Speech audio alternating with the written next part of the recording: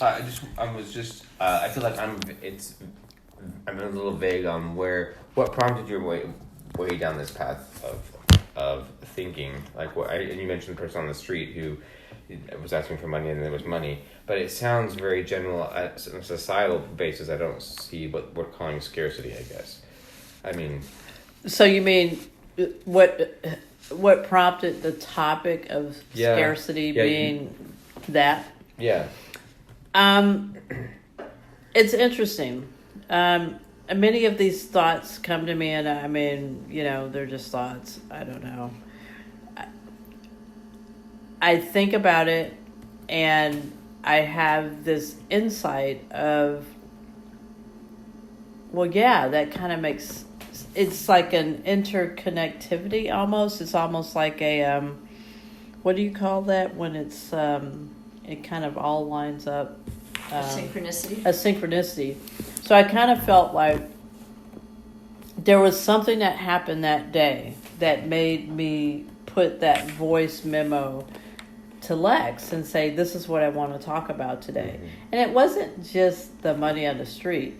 It was more of the fact that scarcity has us scramble for things. It has us be in this matrix of wanting to amass more materialistic things out of fear that it's gonna if we don't amass it, if we don't have these things, it will. Yeah, if we don't have these things, then we're not going to be able to make it. And you hear all of these stories about people that just live on very, very little. I mean, we don't need a whole lot as a people, but I think we get used to feeling good about this. And okay, so now I'm going to go a little bit further, and I'm going to talk about the fact that, for a long time, Lex and I would watch these stories about the true Hollywood story, and there would be the rise and the decline. And you would see on every one of those where they would say, well, I had all of this. Uh-huh. And still, they had all of this, meaning all of the material. Judy on Full House, the rise and the fall. And Dan Bonaducci, the rise and the fall. And still, they collapse they spiral because they realize that they have what they think is everything, but it is not everything. It is not fulfilling. Right. Because having all the material things that you can have in the world is not the answer. Mm-hmm. I mean, I don't know how many times we have to see people have that experience to understand that is not the answer. Having $1 million house, having 6 cars, having all this stuff does not fill you up, and it's not going to do it. You've got to do other work.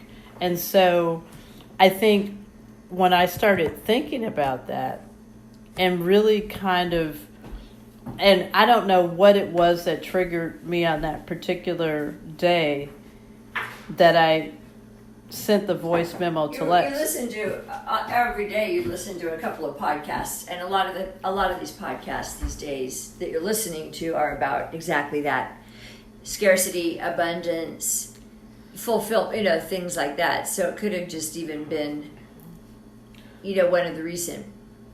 Yeah, I mean, JJ Fluzane, or I mean, it totally could have been, but I think that it really just resonated, and it's. Mm-hmm. I mean, I look at my own life. I mean, I'm looking at, I've got crap here that I'm like, I want to offload it. Like, I will give it away. It's still going. Is it running? I will. Taping? Yeah, I will give it away. It's like, I'm not, because it's, number one, it's like, okay, I've decided that either I don't have the energy to do it at this point because there's so many other things going on, or whatever, whatever it is. And I'm very happy in my life, but getting other things that doesn't make me more happy. It's like, what makes me more happy is connecting with people and doing the right thing by people and helping them and evolving myself into being a better person, being the person that I want to be. Yeah, I think that, I've always felt that way. I think that it's kind of why I don't have a career path that would have been more profitable, because I've had friends who did that and they poured themselves into something that was like stressful, and then they ended up changing careers, and I didn't do that. But I guess maybe I was confused because I never assumed that people's desire for abundance was the same as or related to a fear of scarcity. I just thought it's because they want more. It's easy to want something, and I never thought about it from like people feeling like if they don't have it, that's an anxiety thing, or and if that's what you were saying, or like that amassing more things will make them feel better. Isn't that similar to saying, well, could you then say, well, people might feel that same thought process might feel that if they do not have things, it will feel scarcity to them.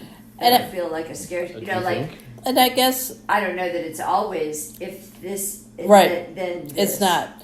And I think that was the point was that abundance is abundance. It's always here.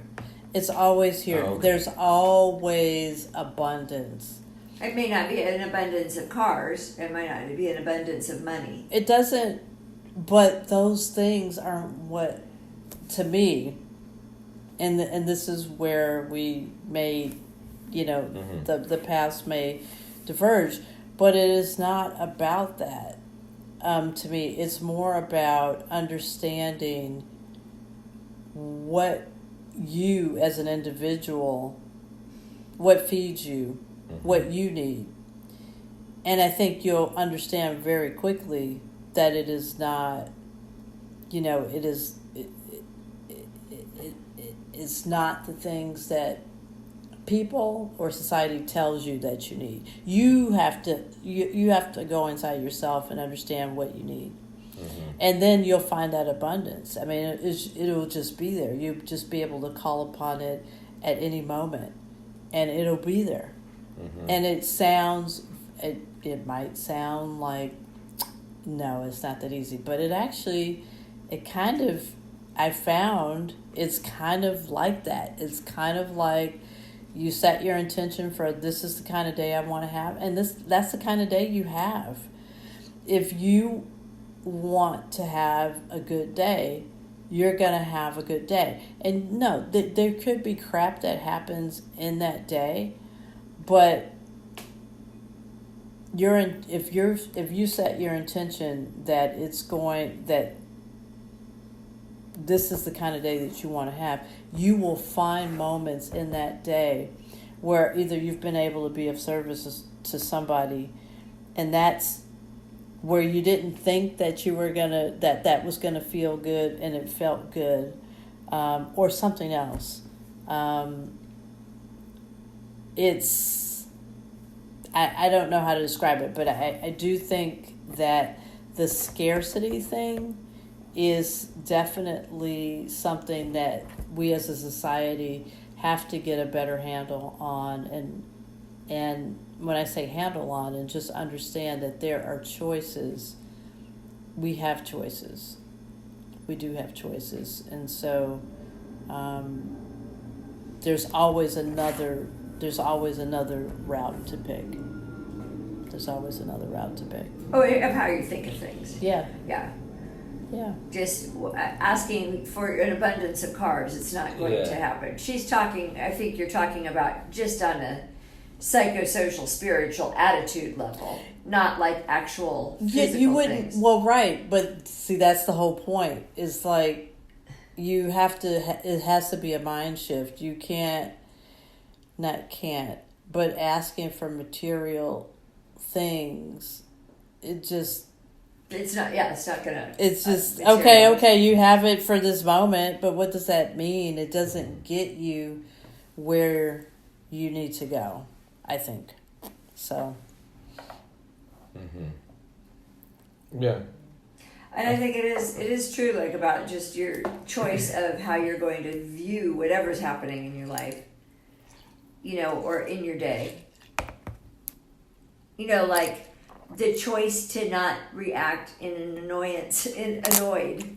I find myself often feeling annoyed. Yeah, me too. And a lot of times, but then I go like, well, what about if it's something that I really rightfully should be annoyed about? I mean, I have to be able to allow myself some annoyance. Yeah. You know what I mean? Because there's things that, yes, you can get easily annoyed at somebody cutting you off on the road, and the reality is they're not doing it on purpose to you. Right. It's like, don't personalize it so much. You can, but choosing how you respond, I guess, to things will make your day better or worse. Yeah.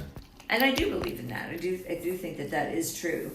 The colored lenses that you put on your eyes, the filter that you're seeing the world through on that particular day, can make things more positive or less positive, I think.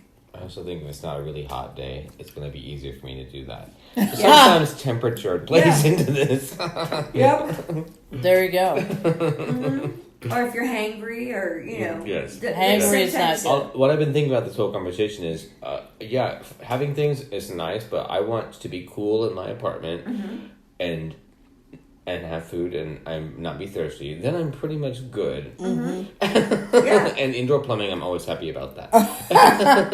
We need very little. Yeah. Yeah, I feel like I tend to be, just in general, a very optimistic soul.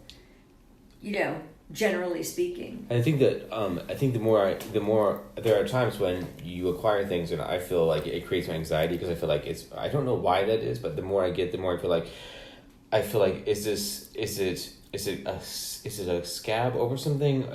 Maybe that's a healthy thing. I don't know, but maybe it begins to feel frivolous if it's not. Yet if it was something that I was acquiring toward a creative endeavor or something that inspired me, that feels more. I don't feel that anxiety. Well, that's your purpose. Maybe so. Maybe that's it. And so that's why it's more real to you. Mm-hmm. That's why it's or meaningful. Yeah. It's your purpose, so you feel that feels right to you, as it should. So when you acquire, even for $7,000, if it's something that is a thing, an item, an external thing, but that has meaning to you more than just like, I want it. I guess so. Maybe Probably, that's like, it makes sense. If it's got something spinning in my mind, like if I'm expressing myself somehow, then maybe that might be different. Mm-hmm. Chris buys her very expensive DJ stuff, but that's meaningful to her, and that's her art. It's her expression. That's like not just buying. I don't know what would be like. It's not just sitting in the house and saying, "Oh, here it is. I have this. Mm-hmm. Yeah, look at me. I have this." It's like something that's of use. So that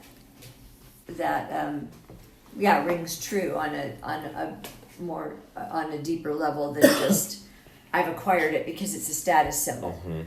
Maybe many people don't have that anxiety signal, or maybe they don't recognize it until they're on that downward spiral they talk about on the the rise and the fall. And that's when it all turned. Because they didn't have the insight necessarily to recognize it or to evaluate it as whatever it is in their life, or how it makes them really feel. Mm-hmm.